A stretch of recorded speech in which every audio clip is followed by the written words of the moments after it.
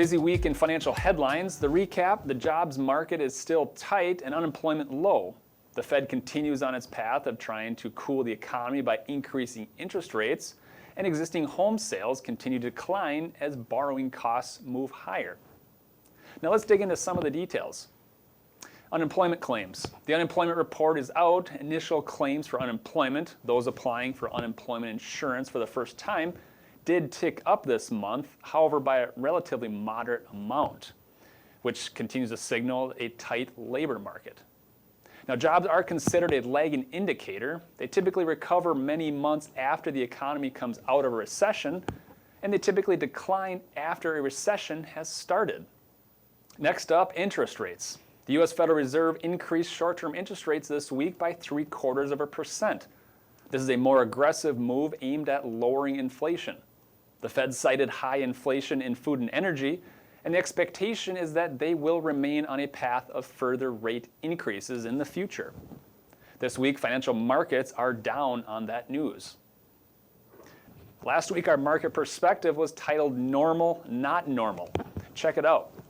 The historical average for mortgage interest rates since 1971 is about 7.75%.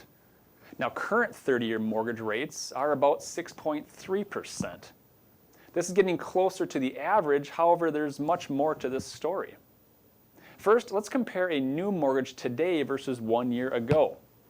1 year ago, a $500,000 house with 20% down payment, and assuming the 2.88% mortgage rate that was available then, they equated to a monthly payment of about $1,660. Today, that payment would be about $2,430, which is a 46% increase. That's a big deal. What does this mean?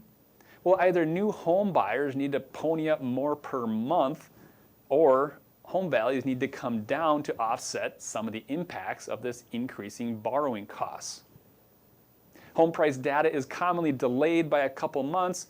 However, we'd expect to see some decrease in values given this large increase in mortgage borrowing rates. Now, checking in on more recent data, existing home sales have started to decline, and the U.S. Housing Affordability Index also continues to decline. What does this all mean? Well, from interest rates to inflation to housing, the economy is going through a rebalance. In a short amount of time, we've seen big changes in these parts of our economy.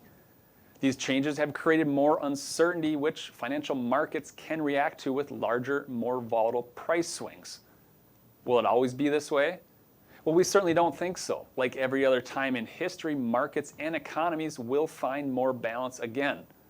A favorite quote from value investor Ben Graham, "In the short run, the market is a voting machine, but in the long run, it is a weighing machine."